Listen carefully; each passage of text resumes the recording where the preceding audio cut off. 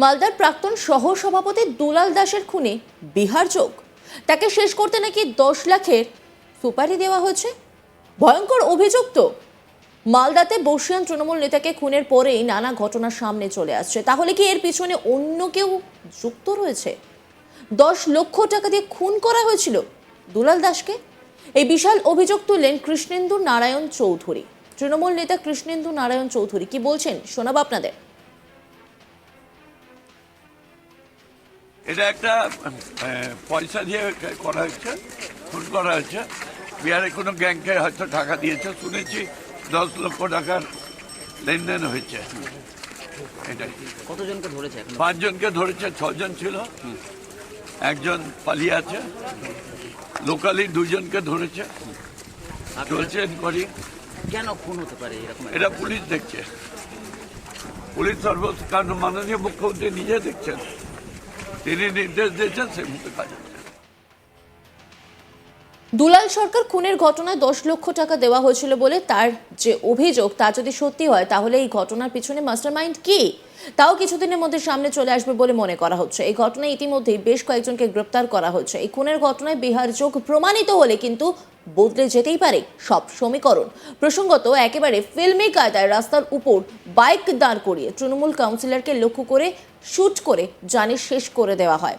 দুষ্কৃতীরা এই কাজটা করেছে মালদার ইংরেজ বাজারে। এই ঘটনাকে কেন্দ্র করে রীতিমতো উত্তেজনা তৈরি হয়। 30শে ডিসেম্বর রাতে এই অন্ধকে এই সময়ে ছেলেকে বলেন যে বয়স হচ্ছে, মৃত্যু হলে নিজের চোখ দিয়ে যাবেন, তার জন্য যে টাকা খরচ হবে তাও তিনি দেবেন।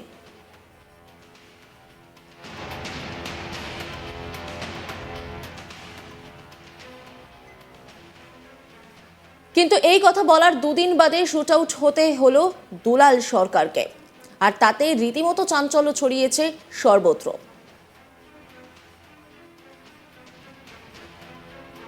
মৌসুম বেঞ্চের নূর, রাজ্যসভার সাংসদ, তিনি কি বলছেন শোনাবো আপনাদের। পুরো ব্যাপারটাই খুব শকিং আমাদের জন্য। আমরা এখনো মানতে পারছি না যে এরকম দিনের বেলা ওনাকে,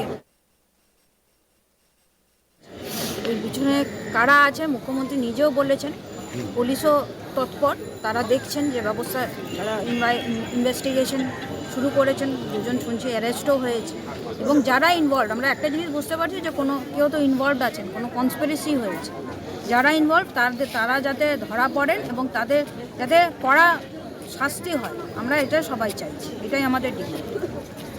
এত বড় লিডার, তারপরে এখানে প্রকাশ্যে খুন হতে গেল। আপনিও একটা লিডার, এতে নিরাপত্তাহীনতায় আপনারা ভুগছেন না?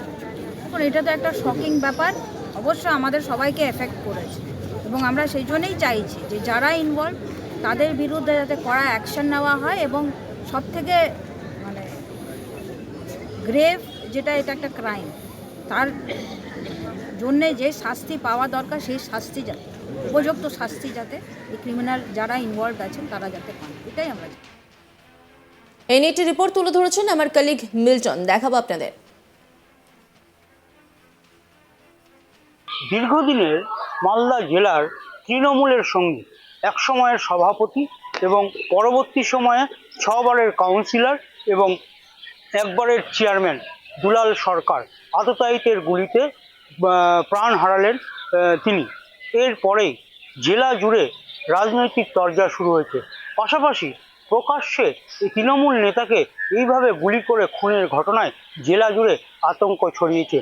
এই ঘটনা ঘটার কয়েক ঘন্টা পরই মালদা জেলা পুলিশ 2 জনকে গ্রেপ্তার করে, যার মধ্যে একজনের বাড়ি ইংরেজবাজার থানা এলাকায় এবং অপরজনের বাড়ি বিহারে। এবং এই ঘটনায় বিহারযোগ যে পরিষ্কার, সেটা সম্পূর্ণ এই গ্রেপ্তারের পরই জানা গিয়েছেন। এবং এই ঘটনার পর রাজ্যের মন্ত্রী ফিরহাদ হাকিম এবং গৌতম দেব মালদা জেলায় আসেন এবং তার পরিবারের সঙ্গে কথা বলেন। এবং যেটা জানা গিয়েছে যে আজ তার শেষকৃত্য সম্পন্ন হলো। তার আগে ফিরহাদ হাকিম পুরসভায় আসেন, দলীয় কার্যালয়ে যান, এমনকি দুলাল সরকারের যে কানিমোড়ে কার্যালয় হয়েছে সেই কার্যালয়েও তিনি গিয়েছিলেন। কিন্তু প্রশ্ন উঠছে যে এই ঘটনার পর যে এলাকা জুড়ে আতঙ্ক ছড়িয়েছে, তা চোখে মুখে দেখা যাচ্ছে তৃণমূল নেতৃত্বে। এমনকি শুধু তৃণমূল নেতৃত্বই নয়, বিরোধী যারা রয়েছেন তাদের মুখেও একই রকমের আতঙ্ক দেখা দিয়েছে। বিরোধীরা বলছে যে প্রকাশ্যে যদি এই দাপুটে তৃণমূল নেতাকে এইভাবে গুলি করে খুন করা হয় তাহলে তাদের নিরাপত্তা কোথায়? আর সাধারণ মানুষ তো দূরস্থ, কারণ সাধারণ মানুষের তো কোনো নিরাপত্তা নেই।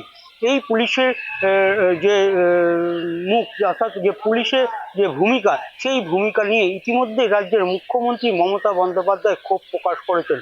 অবিলম্বে যাতে অভিযুক্তদের দ্রুত গ্রেপ্তার করা হয় এবং যারা এর সঙ্গে জড়িত রয়েছে তাদের যাতে গ্রেপ্তার করা হয় সে বিষয়েও তারা বারবার করে জানিয়েছেন। পাশাপাশি শুধু কি এরাই রয়েছেন, না এর নেপথ্যে অন্য কেউ রয়েছে? এই যে দুলাল সরকারকে খুন করা হলে এর নেপথ্যে কারা রয়েছে? দলীয় কোনো ব্যাপার, না জমি সংক্রান্ত ব্যাপার, না ব্যবসা সংক্রান্ত ব্যাপারে তাকে খুন করা হলো, তা নিয়ে যথেষ্টই প্রশ্ন উঠতে শুরু করেছে। যদিও এদিন 3 অভিযুক্তকে মালদা জেলা আদালতে তোলা হয়েছে, তাদেরকে 14 দিনের হেফাজতে নিয়ে তার তদন্ত শুরু করেছে পুলিশ। যদিও এই ঘটনার নেপথ্যে কারা রয়েছে সেটারও তদন্ত করছে দলীয়ভাবে। তবে এই ঘটনায় কারা জড়িত আছে আরও, এবং এই ঘটনার সুপারি কে দিল, আর এই ঘটনায় যে বিহারের যোগ রয়েছে সেটা পরিষ্কার তৃণমূল নেতৃত্বের মুখ থেকে জানা যাচ্ছে। পাশাপাশি তারা জানাচ্ছেন যে 10 লক্ষ টাকা, এখানকার যে রাজ্যের সহসভাপতি রয়েছেন কৃষ্ণেন্দু নারায়ণ চৌধুরী, তিনি সাফ প্রকাশ্যেই জানাচ্ছেন 10 লক্ষ টাকার বিনিময়ে এই খুনের ঘটনা হয়েছে। তবে এটা ষড়যন্ত্র রয়েছে, যেটা মন্ত্রী ফিরহাদ হাকিমও বলেছেন। তাই এই ষড়যন্ত্রের পেছনে কারা রয়েছে তার তদন্ত শুরু হয়েছে।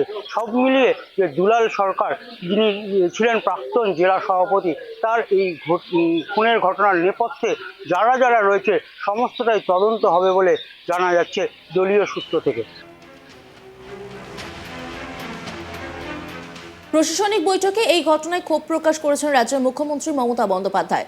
তিনি সকলের সামনে বলেন, মালদায় ডিএম শুনতে পারছেন, আপনার ওখানে আমার এক পুরো সহকর্মী শেষ হয়ে গেল এসপির অপদার্থতার জন্য।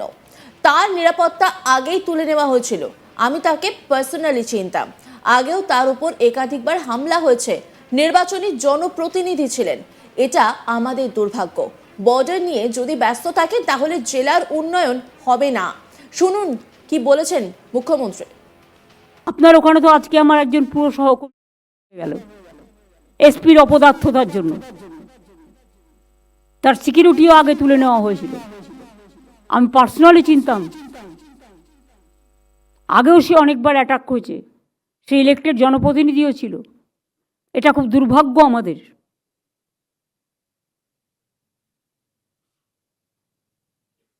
ওখানে বর্ডার আর কালিয়াচক নিয়ে যদি ব্যস্ত থাকেন তাহলে কিন্তু জেলার ডেভেলপমেন্ট হবে না। Please forget that. ওখানে প্রোটেকশন করুন। অন্যান্য খবরের আপডেটের জন্য অবশ্যই নজর রাখুন আজ তাক বাংলার ইউটিউব স্ট্রিমিংয়ে। লাইক, কমেন্ট, শেয়ার এবং সাবস্ক্রাইব করতে ভুলবেন না।